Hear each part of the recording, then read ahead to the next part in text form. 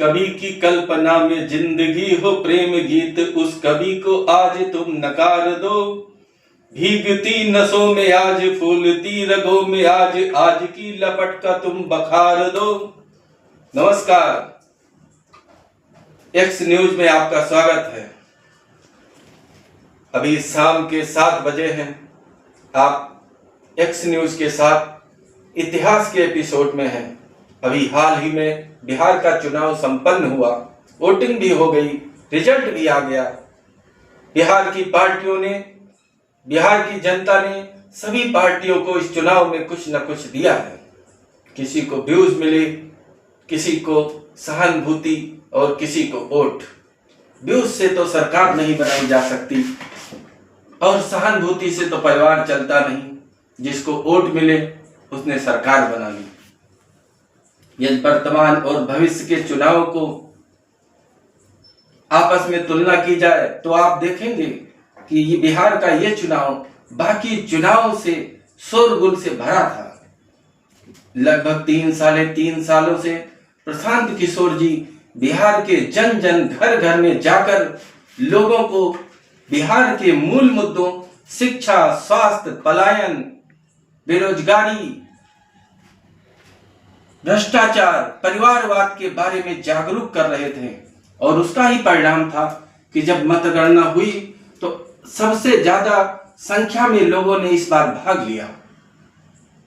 प्रशांत किशोर जी की मेहनत को, उनकी निष्ठा को, उन्होंने जो मूल मुद्दों को बिहार में उठाया, उसके लिए वो आदरणीय है और धन्यवाद के पात्र है। यदि आप देखें तो लगभग उनकी सभाओं में ऐसा जनसैलाब आ रहा था कि लग रहा था ये बार बिहार की सत्ता पलट जाएगी। मगर एनडीए के 3 ऐसे ध्रुव थे जिसको प्रशांत किशोर जी भेद न सके। सबसे पहला नाम उसमें नीतीश कुमार जी का है।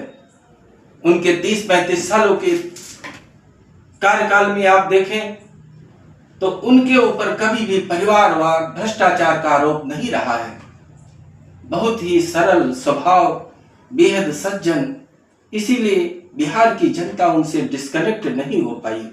दूसरा नाम नरेंद्र मोदी जी का है। यदि किसी भी व्यक्ति ने अपने राष्ट्र के लिए अपने परिवार का त्याग किया है तो उस राष्ट्र की जनता कभी भी उस व्यक्ति को निराश नहीं करती है। मोदी जी ने देश के लिए, राष्ट्र के लिए, अपने परिवार का बलिदान किया है।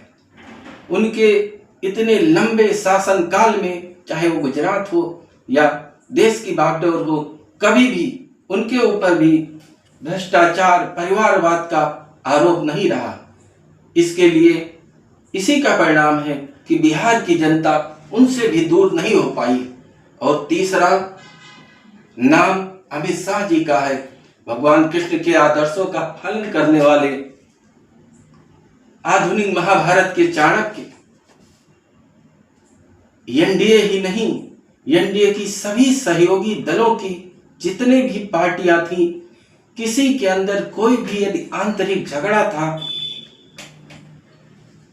कोई भी व्यक्ति अपने स्वार्थ के लिए परिवार के खिलाफ जा रहा था, तो समय रहते चुनावों में अमित शाह जी ने सभी को मैनेज किया।